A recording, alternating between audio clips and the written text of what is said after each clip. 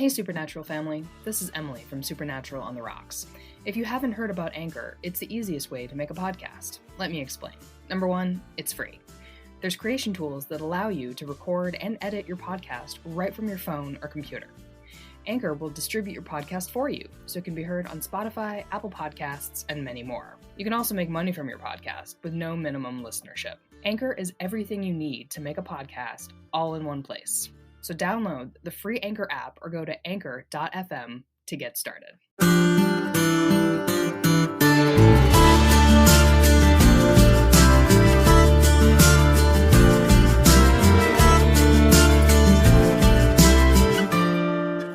Don't you cry no more. Welcome to Supernatural on the Rocks. I am Emily. And I'm Mandy. And this is another episode of the Winchesters Weekly. Today we are talking about season 1, episode 3, Your Lost Little Girl. And we've got another song lyric title. Yeah, I think that's going to be their thing, and I'm okay with that. It'll be fun to see by season 27 how they're doing. Kind of song lyrics they're digging up out of the grave. By season 27, it'll be all Taylor Swift song lyrics. Oh, that's true, yeah.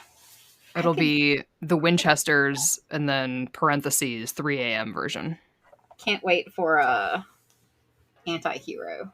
Yeah, where are all of the Dean Winchester anti-hero GIF sets? I mean, they need to do this. Like, I will say that's like an evergreen song for like any fandom, kind of like this, but it's really good for Dean. Not saying that the GIF makers need to speed it up, because I know they're working real hard getting through Taylor's album. Yeah. And applying all of the lyrics to all of our characters, but I need to see these. Yep. So just tag us in all of them. Quick rundown of this episode is when Mary's next door neighbor mysteriously goes missing, she and John start digging into the disappearance.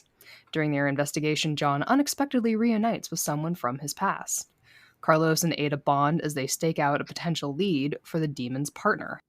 Meanwhile, Latika taps into old folklore passed down from her family in hopes it helps Mary and John. My initial thoughts are it's a good Monster of the Week episode. They are going a little heavy-handed on the, they're really driving home. This show is about parents and kids. Yes, it is about parents and kids. It is, yes. It is about two pretty white people and their parents and their kids. Yes. But this time we had other people's kids. Yeah, true. It's a good Monster of the Week episode. The opening was cheesy. I mean, but that's very reminiscent of what Supernatural should be. It did feel very season 1 Supernatural. Yes. Yeah. I'm okay with that. I liked the CB radio.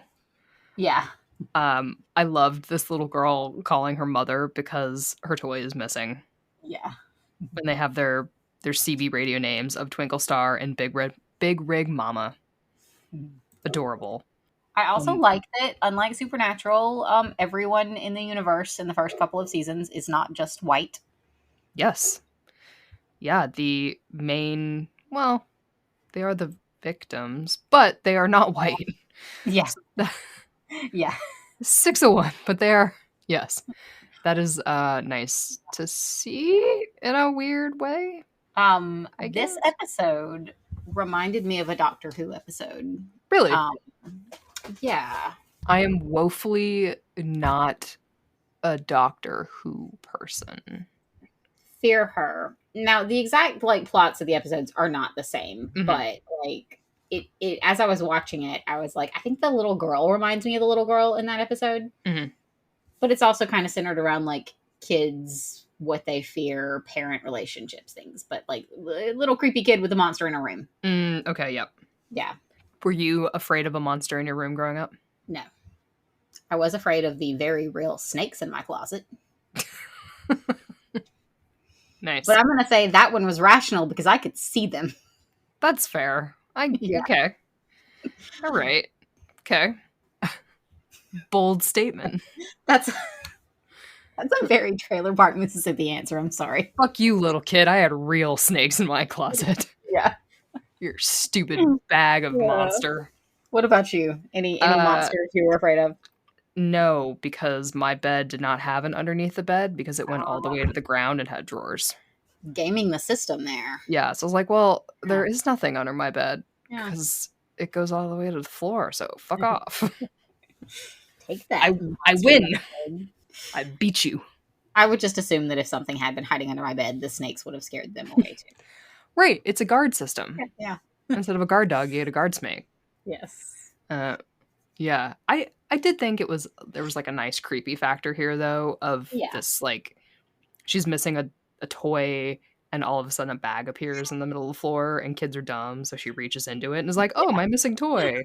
Nothing to see here. And then those creepy arms come out of it and it's very kind of like Are You Afraid of the Dark-esque. And like these kids, like we are told that they're Mary's neighbors. Mm-hmm. And you know, in the summary it says Mary's next door neighbor. I feel like it should be Mary's job to have like a little meeting with all the neighborhood kids and be like, look, here's what we're not going to do. Right. We're not going to reach into any mysterious bags. We're not going to follow creepy men into vans. Yes. We're not.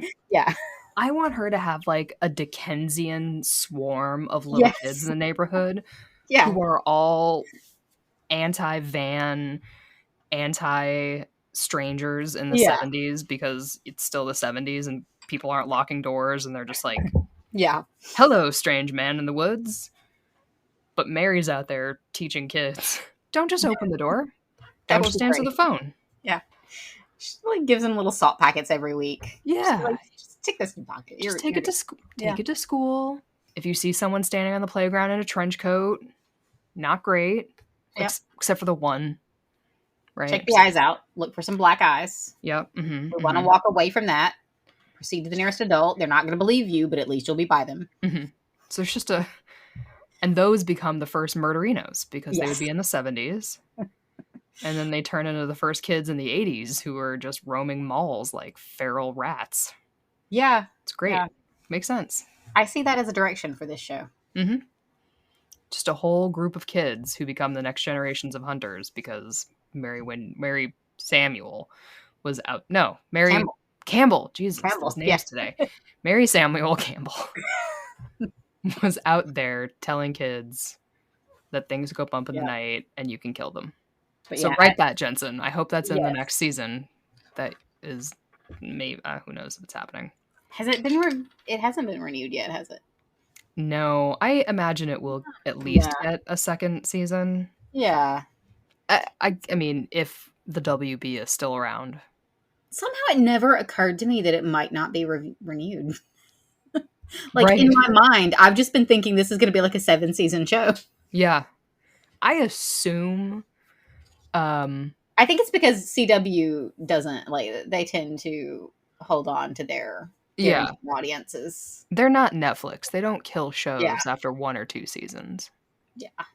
Mm-hmm. Especially when Jensen has brought as much of a paycheck to them as he has. Yeah, Jensen's been paying the bills for a long time. Keeping the lights on at the WB. Yeah. Trying to. Desperately trying. Hold the wires together with force of will. That year there was no supernatural adjacent shows really did a number on them. Really killed them. Mm-hmm. The network execs were like, the fuck do we do? More supernatural. And then they were like, what else do we do? Get Misha Collins back. We don't care what he's fucking doing. Just put him in a suit. Get him in a show.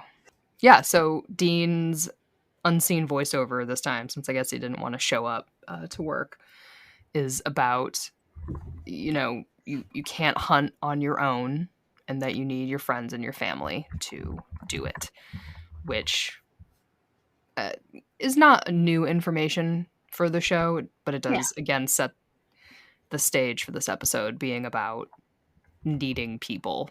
People need people, which is seems to be something Mary continuously needs to learn. Yes, that's definitely her lesson. Mm-hmm. I loved the aside in the what are they calling it? The clubhouse? That they've gone through all of Samuel's hunting journals.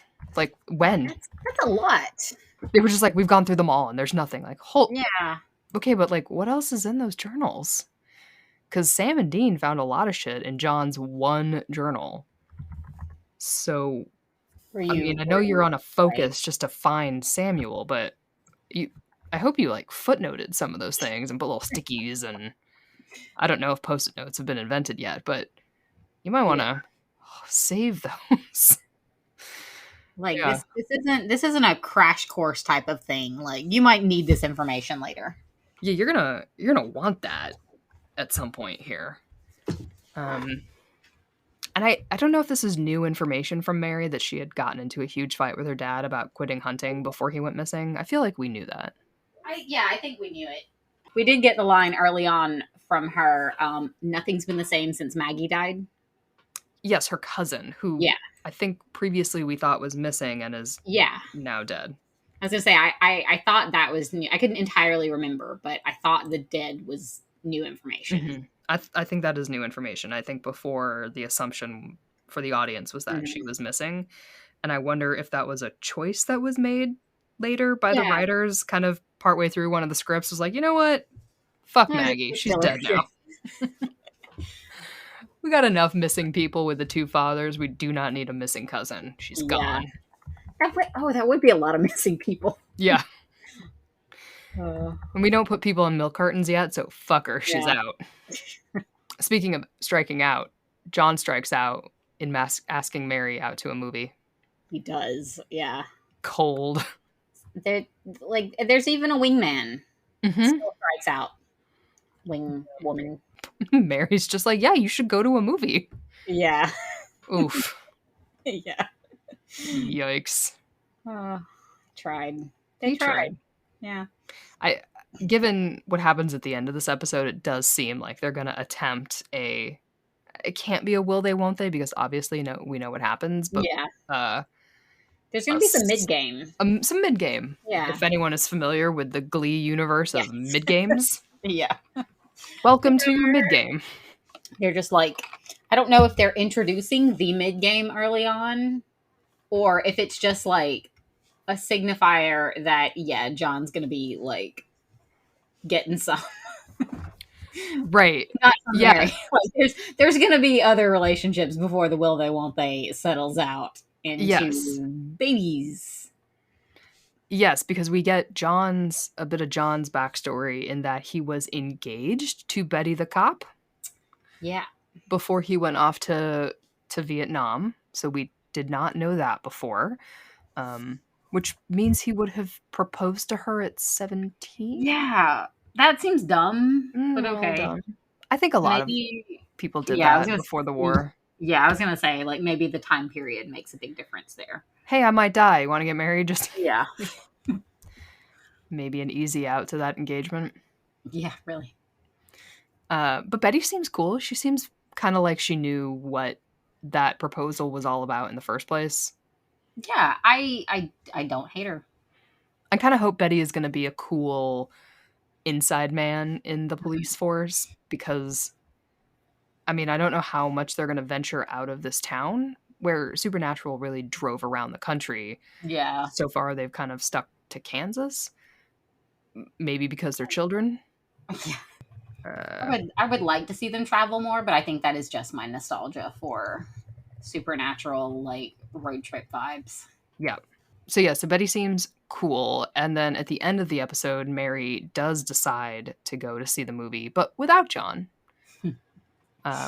She sees the Omega Man. I don't really have anything to say about that. I didn't look up if there's like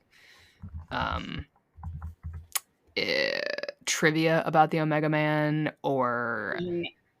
The only thing I know about the Omega Man is that it is sci-fi and like apocalyptic. So it feeds into the end verse. I guess so. I haven't actually seen it, but okay. It's the vibes. The vibes are there. They're just some vibes. Yeah. Well, she does run into a man who looks like John, but is not John. There's still a tall white man, dark hair situation happening. So when he showed up, I was like, that's not John, right? With just like fluffy hair. Yeah. Right? I'm not seeing things. Yeah. So, she agrees to see the movie with him instead. So we have the two of them vibing with other people. Yeah.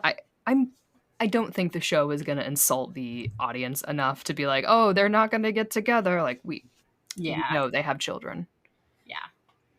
And those children have a TV show. So, like, we're cool. We're not worried. There is no mystery there. Unless they pull some kind of, like, weird alternate universe thing. Right. Which I don't think they're going to do. I would be surprised if they did that. That does bring up the question of where is Dean in this universe? Yeah. Like, what is that guy doing? And how does that fit in? But that's true. Is it an alternate? I don't know. I don't care yet. Yeah. Speaking of characters, just as a general question, are you invested in any of the characters at this point? Not entirely. Yeah. I want to be. Actually, I might be the most invested in Ada. And that happened this episode when she trapped a demon in a bonsai tree. That was pretty cool, yeah. And I was like, damn, that's a power. The idea of having evil plants, I kind of like that too. I love it. Yeah. Again, a thing that no one did in Supernatural. Yeah. Like, you can just stick demons into inanimate objects and trap them there? It'd be really funny if there are all these things that Sam and Dean just didn't know because John was shit at, like, comprehending things he was reading from other people. Like, sure, John wrote down everything he knew, but he didn't, like, sped read those Samuel Campbell journals, so just left out a bunch of stuff. Because he wasn't there and it was Ada and Carlos, he didn't write it down? Yeah. And does she not do it again? I hope she does it again. Because I want to see her. I want to see it too. Like, I want demons trapped in, like, stoplights that always turn red when you're late to work. You know, like those things that are like minor inconveniences but really ruin your day, and those are just demons trapped in inanimate objects. Oh, that would be funny. Oh, that would be great. The elevator button that you keep pushing and nothing happens. It's like your Wi-Fi router. Your signal, like, drops just when you need it most. Yeah, that's just a demon that some witch put in your inanimate object 20 years ago, and you're like, what the fuck is this? But that interested me because it is a darker side to a character to put a conscious being into an inanimate object for an unknown amount of time. Mm-hmm. And she has the choice. Like, Carlos thinks they're going to let this demon go. Yeah. They've gotten what they need. She has a very valid point. Like, if we let him go, he'll tell everyone else about us. But she's like ruthless when she does it. I like that. Yeah. Yeah. I like it too because I think you cannot have a group of characters who are all nice. Yeah. It's boring. Yeah. Trying to think of, like, Buffy the Vampire Slayer.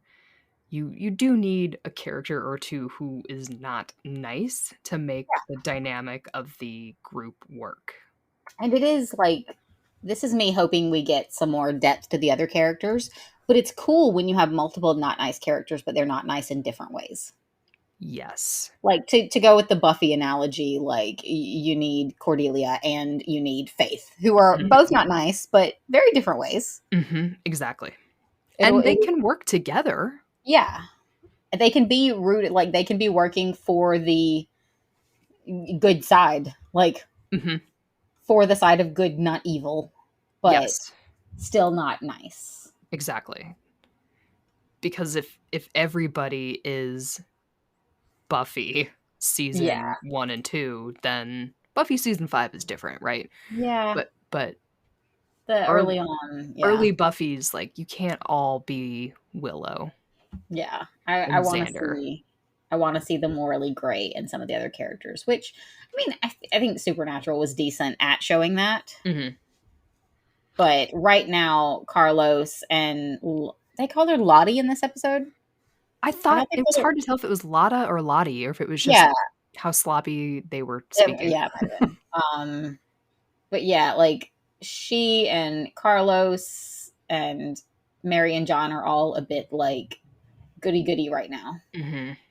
Like, Mary's got an attitude, but it's, she wants to do the right thing. Yeah, she still wants to hunt demons and save Yeah. children. Yeah.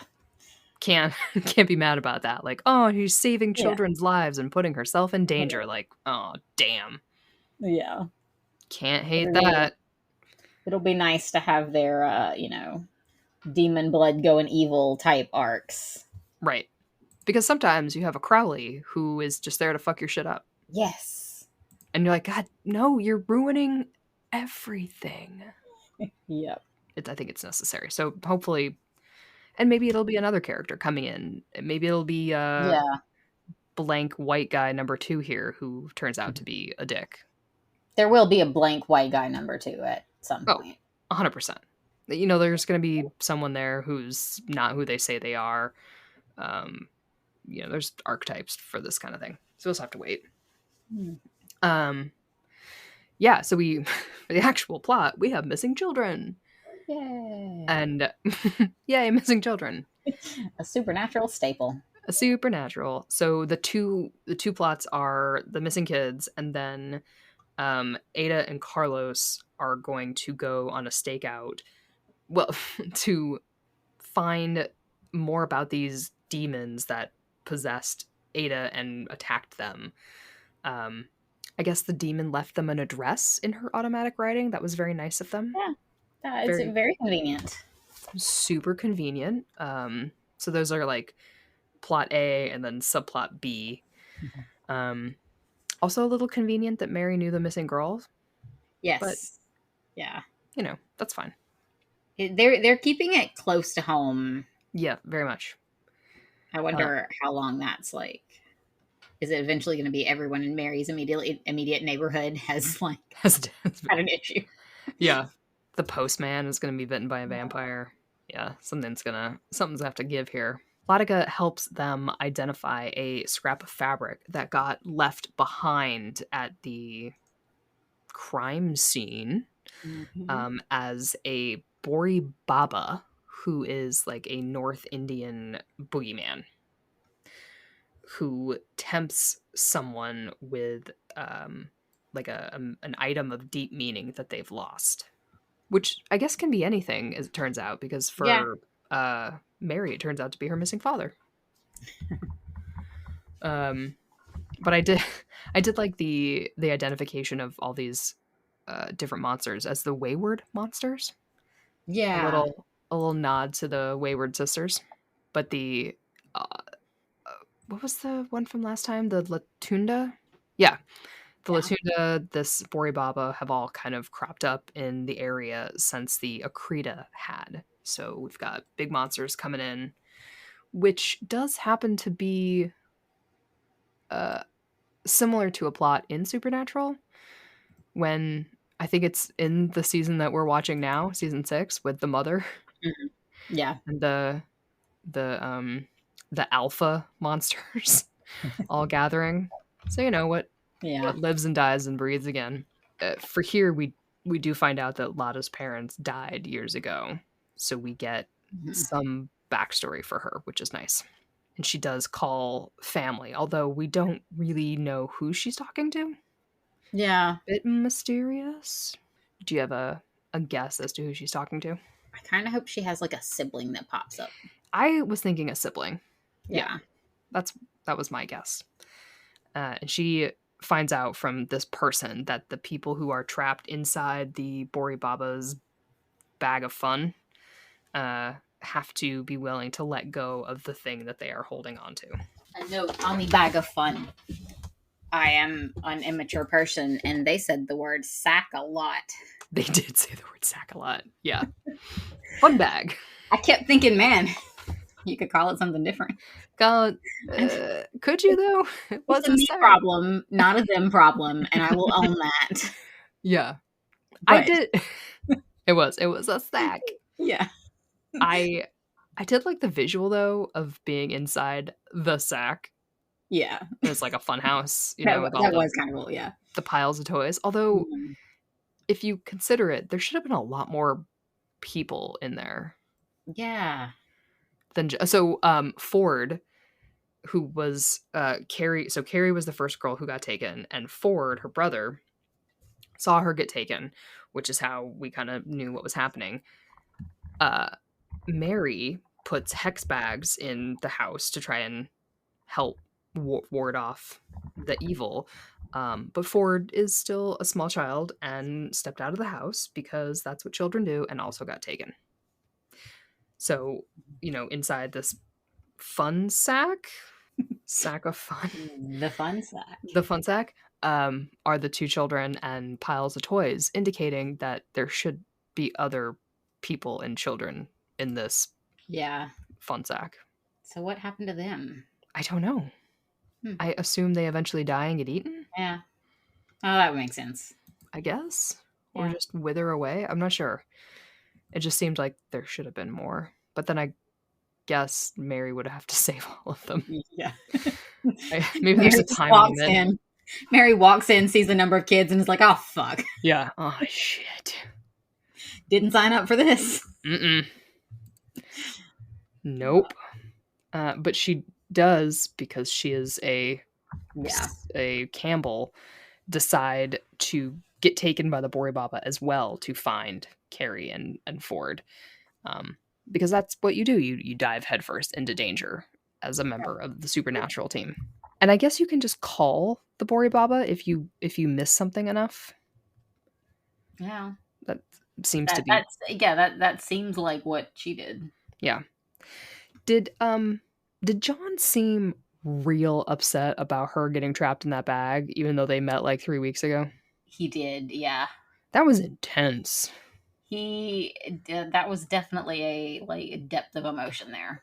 Yeah. I was like, okay, I get that eventually you will be married with children, but you aren't right now. And chill a little. Yeah. Just a little.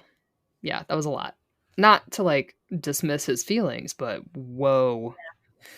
I thought it was cute to bring back the CB radio to contact them inside the sack. And to tell them what they learned about having to let go of the thing that you miss the most. It was cute. I loved Carrie just ripping the head off that doll immediately. She's like, oh, goodbye. Okay. Done. Don't need this anymore. And what did Ford have? I don't know. I missed what he had. Yeah, he had something he just like snapped in half. It wasn't as impressive as like a stuffy. It wasn't as fun as just ripping the head off of a toy.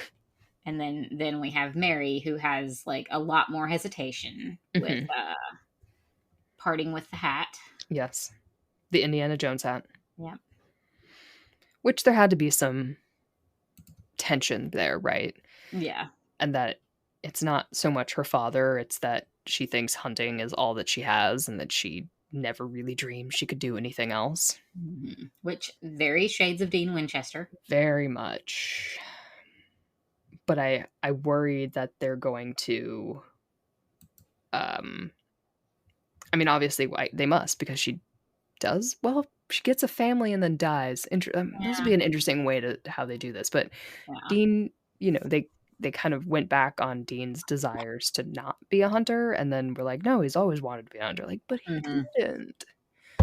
So many times they were like, oh, he wants something else. And they're like, no, he doesn't. He's a man. Yeah. Poor Dean and the family he wanted and never got. Yep. Cass could have given you those babies. Little angel babies. He's an angel. He can make it work. He can do anything. You're telling me he can like reach out and touch you and heal you? He can't like pop some ovaries in there or something? I think we've read that fic, right? I definitely read it, yeah. I've read that. Mm-hmm. Yeah. But yeah, surprise for anyone listening to this. I mean, it's a supernatural show, and this show is pretty tame so far, but yes, it knows where it comes from. And if you're watching it, hopefully you know where it comes from too. Yes, know your history.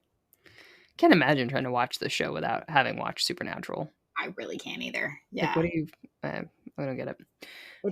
It wouldn't be good. I'm going to go ahead and say that. Like, the 3 episodes we've gotten so far, would be mediocre without the history behind it. Agreed.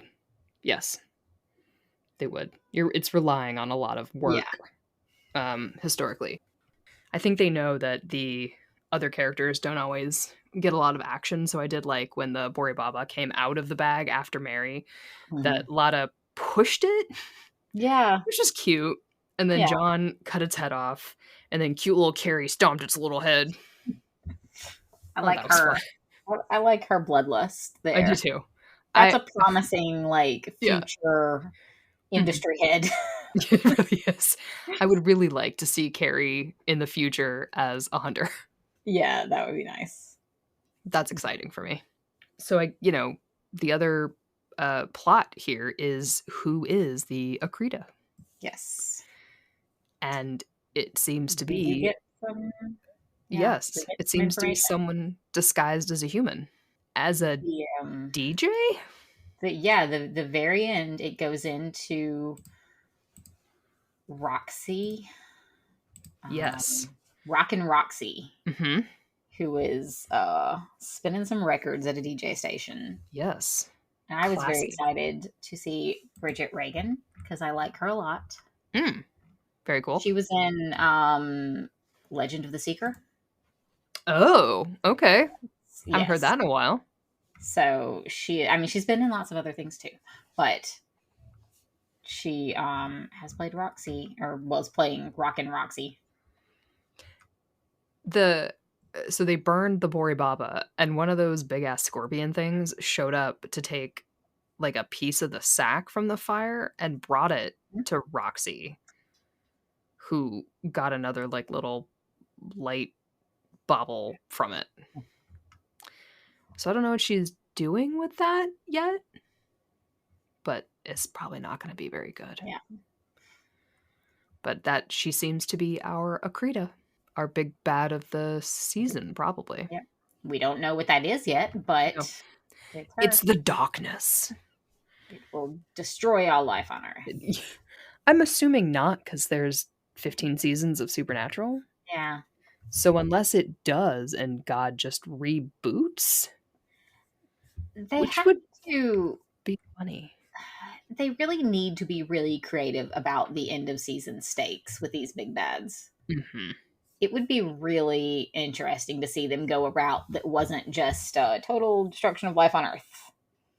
Because like you said, we know that's not going to happen. I mean, in a normal season, we know that's not going to happen. But still, we extra know it on this one. Yes. The stakes are fascinating in a show like this for that reason, where you're like, okay, but X number of people have to be alive? Yeah. So what are you going to do? Good luck. Yeah. Make it interesting for us. Come on. Make it interesting. Don't rely on Chuck. Yeah. And figure it out. Yeah. Some characters you can bring back to be interesting. Speaking of, yes, we did hear of a certain return of the Trickster to Supernatural. That's going to be fun. Yes, I like the Trickster. Yeah, I'm excited for that. I just don't want the Winchesters to rely on V1 characters. Yeah. But that being said, I absolutely want Misha Collins to show up. The problem with Misha Collins showing up is Castiel is not Jimmy Novak. Yeah. Oh, that's right. Oh, so it wouldn't be Misha. It would not be Misha. And that is what sucks. Yeah. It could be Castiel in a different body until Jimmy Novak is an adult. Yeah. Oh, so unless they de-aged him to look like a teenager, it took me a second before my brain was like, hold on, wait a minute. Jimmy Novak right now is like a boy. Just imagine they get Misha in there to play him, but it's like Misha in prosthetics playing a different character. Yes, that would be fine. Yeah. That would be fun. Yeah.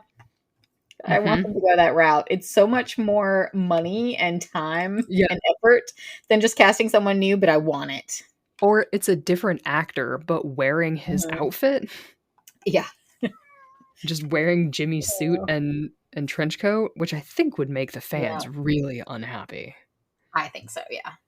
But yeah, I was like, oh yeah, let's bring Cass back. Like, okay, you can, but it's not going to be Misha. Yeah. Because he's not alive yet. So I was like, damn it. Anyway. So yeah, so we have the Akrita, and we have our cast kind of coming together. They're working at it. Do you have any final thoughts here about, I mean, it's very much a Monster of the Week episode. There's got to be a twist coming somewhere. Just not sure what. Someone's got to be a bad guy. Demons in a bonsai plant really took it for me. It worked. I love it. It worked, yeah. That demon's probably going to get out at some point. Yeah. Or she's going to fill that bonsai plant with demons. Yeah. And I'm so impressed. We got to see a little bit of her at the end, just like clipping the leaves. Mm-hmm. I wonder if you can feel that. I know. As I watched it, I was like, oh, I bet that hurts. Yeah. That's so cool. Yeah. I mean, torture a demon. Who gives a shit? Yeah. Is that morally wrong? Probably. Maybe. I don't know. It's like they would torture you without. Exactly. I'm a little worried that this, like, her job trying to find the demons, because now both team I don't know what their team name is, Team Monster Hunter, and the demons are looking to figure out this monster box. So I worry that she's going to be sidelined every episode of, oh, I found a demon and I didn't get enough information. Oh, hopefully not. So I just don't want that from her. Because she can trap fucking demons in a plant. Shit. Yes. I'd say that's the most badass thing we've seen so far. Yeah. So cool. Did you catch any weird 2020 dialogue? Because nothing really stood out for me this time. Nothing stood out for me. I feel like they're trying to reference a lot of 70s things. They mentioned the Omega Man and Dragnet. I feel like they're trying to remind you as much as possible. Yep. The clothing still is not entirely pinging 70s for me. It looks me neither. like we said last time, it looks like the equivalent of Gen Z dressing up as 90s. We know what 90s was. Yep. I feel like they need to get a hardened old timer in there and get some. Like, Jensen, you are not old enough. Right. Yeah. Whoever the costumer, we need the Glee costumer in there to shape this up a little bit. I mean, the costume department on Glee was the only one that had its shit together. So yeah, they'll figure you out, right? Yeah. Not to say nice things about Glee, but it's the one good thing. Yeah, costuming on point. Yeah, I think that's kind of where I fell on this episode. It was like, oh, it was fun. Yeah, let's the show has not disappointed me yet. My standards for it are fairly low, but it has met them. It was entertaining to watch. It has met my low standards. Yes. Congrats. Yeah, no, I'm pleased with it. Like, it's fun to watch, and nothing's been terrible. So, hooray! Good job, Winchesters. Yeah, and more backstory, please. Just tell us more about these characters, because that's what it's going to be. Challenge for the Winchesters writers. Tell us more about characters that don't involve a missing parent. Yes. Because now we have missing and dead parents. Yeah. So they're going to have to try something new. Yeah. Interesting. So, Carlos, it's your turn. What happened to your parents? Yeah. They're going to be like straight-laced accountants who just love him to death. I mean, that would be pretty good. One of them needs to have their shit together. Yeah, and he's just like embarrassed by them, which is why he doesn't talk about them. Everyone assumes he has a tragic backstory too. Yeah. He just doesn't correct him so he can fit in. Exactly. Yeah. He's just like, Mom. Yeah. He wants badass parents, but they're just so nice. They send him a check for $50 every week to help with the groceries. That's how he affords all his clothes and his gas. We got to drive to Topeka every week, Well, that, I think, is our episode for this episode of the Winchesters. Yep. let us know what you guys think of the show. You can follow us on social media at SPN on the Rocks. And if you want to support the pod, you can check us out on Patreon at patreon.com/Glee on the Rocks, where we put out all sorts of extra episodes and content. Some of which is about Supernatural. Sometimes. And none of which are videos. Nope. Because we old school it. Yes. I'm not putting clothes on for this. No. Absolutely not. So thanks for listening, and we'll be back for the next episode. See you next week. Stay safe out there. You've been listening to Supernatural on the Rocks, a podcast by OTR Productions. A huge thank you to our sound editor, Adriana, and our podcats, who secretly run the show. For more episodes, download us on Apple Podcasts, Spotify, Google, or wherever you get your podcasts. Follow us on Instagram, Twitter, and more at SPN on the Rocks. If you'd like to support the podcast, you can subscribe to our Patreon account at patreon.com/Glee on the Rocks. Subscribers get ad-free episodes, exclusive mini-episodes deep diving into the fandom, salty opinions, and more. So until next time, this has been The Road That Was.